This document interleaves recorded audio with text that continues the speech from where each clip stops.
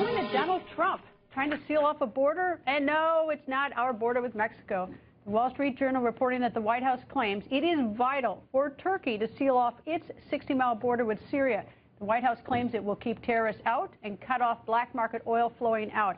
Joining us from the Capitol, Congressman Duncan Hunter, who is also a United States Marine. Congressman, your thoughts about the president telling Turkey, at least we're hearing that the word telling Turkey, that's what's being done, to seal off its border.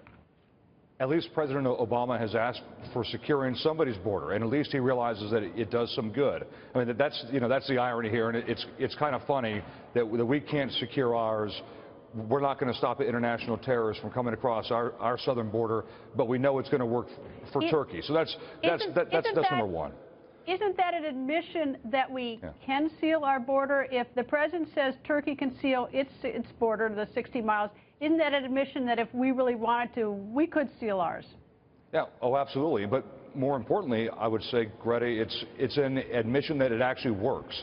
That securing the border and not building a wall like Trump's talking about, not closing the border, but securing it. So you don't have terrorists. You're not going to have Syrians or Turks or Palestinians or Pakistanis coming across American southern borders and sitting here in the U.S. until they're told to attack U.S. malls or U.S. stadiums. So, yeah, securing the borders works. The president has now admitted it. That doesn't mean he's going to do anything about it. Number two, Turkey should secure its borders. They need to be a good NATO ally. And what that means is they are the entrance point for all these bad guys to go up into Europe, and then all the Europeans that are bad guys to go down into Syria. They all transit through Turkey. So if Turkey wants to be a serious NATO ally, then they have to secure the border. Are we at war with, Mike, this is a simple question, are we at war with ISIS in your mind? Yes. Well, then why hasn't Congress declared war on ISIS? The Constitution actually gives the Congress the power to do it. It's not even the president can do that. Why don't you all just declare war on ISIS? You know, you're absolutely right, Greta, and here's why we actually could, too. ISIS is not Al-Qaeda, who operated from different places, disparate places. There was no actual landmass that Al-Qaeda held onto, right? ISIS owns land. There is an actual battlefront when it comes to ISIS. There's enemy lines when it comes to ISIS. This is different than Iraq or Afghanistan, where you're kind of fighting shadow terrorists that pop up, kill you, or try to, then go, hide again. You can actually declare war on them because by being the Islamic State, they actually have a state. They hold land, and we are. There are bills. I'm on one of them where we are saying, hey, we should declare war. In fact, Adam Kinzinger, who's on your show, it's his bill. I'm on it. In fact, many other veterans are on it too. We are trying to do this.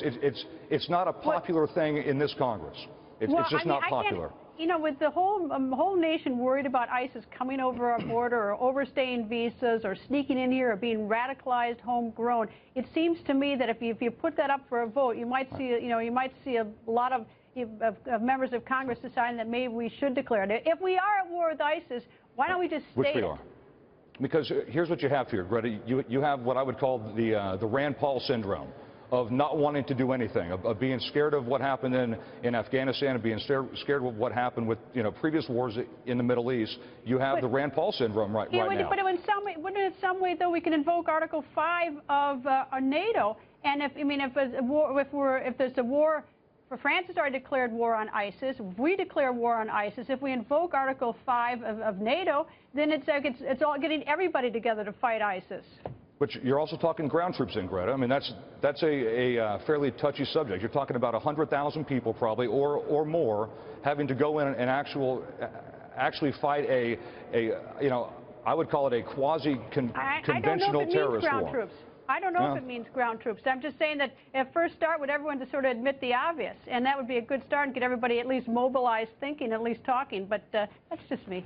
Anyway, Congressman, thanks for joining us. Thank you, sir. Thank you, Greta.